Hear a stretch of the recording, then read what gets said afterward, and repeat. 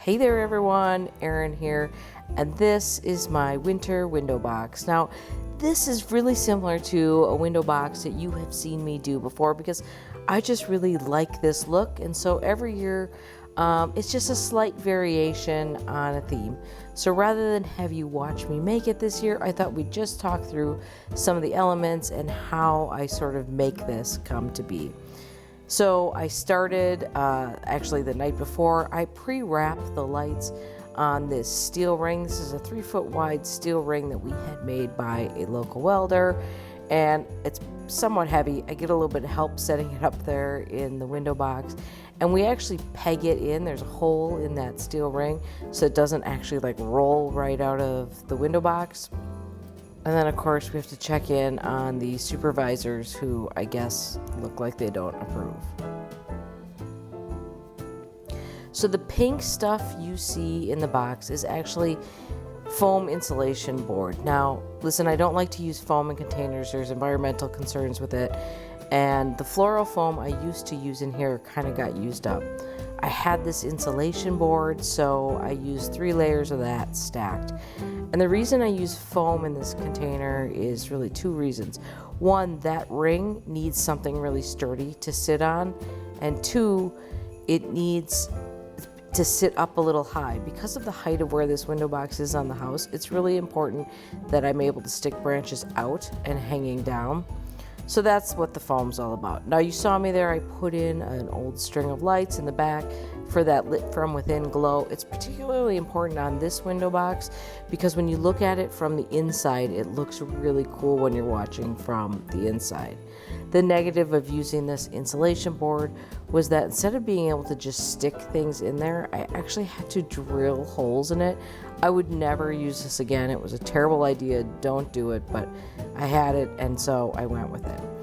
Now, I always like to stick a few branches in this one. These are actually pussy willow branches, but the pussy willows have not fuzzed out yet, so they're just kind of budded branches.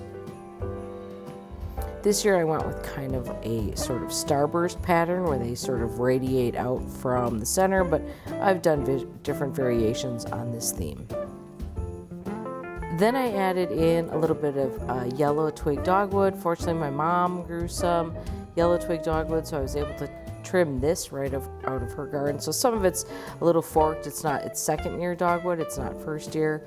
But I was able to add that in for a little bit of color. Honestly, this is a little messier than I would have normally liked, but I'm just going to go with it here. Now here you can see that I'm having to drill holes for basically each branch. Again, don't do this, it was terrible. And here's where I take some Fraser fir. Now this was from a Christmas tree. I call this deboning. I buy a crappy Christmas tree and debone it.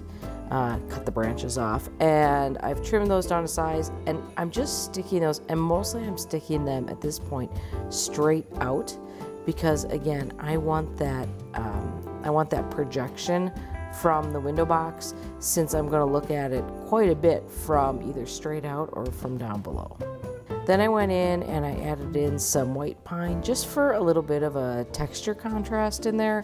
That white pine is such a different texture from everything else, and I do love how it sort of softens things up and just adds, just adds some pizzazz because it's just a different texture. I highly recommend that if you have to do a window box on a ladder, get someone to stand on the ground and handle you branches, because going up and down the ladder is probably the worst part of this whole thing. So then I went through and I kind of thickened up that branch layer to just make that just filled out a little bit. And you can kind of see I'm just kind of going around filling this. Now, because this window box is so high, I don't actually have to worry about what it looks like from above, because at no point do you see it from above, even when you look out the window, because it's set just a little bit below the window there. Now you kind of get the idea of what's happening here, so let's fast forward to what happened next. This is when I got it all filled in, and basically what we did here was I added in some magnolia branches, mostly centered around the stems. I added in some very big pine cones, a few little white faux berries, and then I did a few red faux berries right up along the branches to add a little bit more color and pizzazz there. And then it was just another string of these lights that I put on the urn, and they're called cherry lights, and they're these little white kind of snowball looking lights, and they look kind of cute in the daylight, and then when you get to nighttime they have this beautiful warm glow on them. I think from behind you can see how we've got that glow from behind, but also those cherry lights kind of bringing some illumination in there. And I do like those little white berries in there. I tucked them only alongside the pine cones just because that sort of maximizes that contrast there. The key to using lights, whether it's on a tree or in a container, is to create depth by pushing the lights in and out. And this is the final look with a slightly crooked ring that really needs to be adjusted. Okay, that's it for this one. Hope you love it. Stay tuned because we've got more winter containers coming your way. Thanks for watching.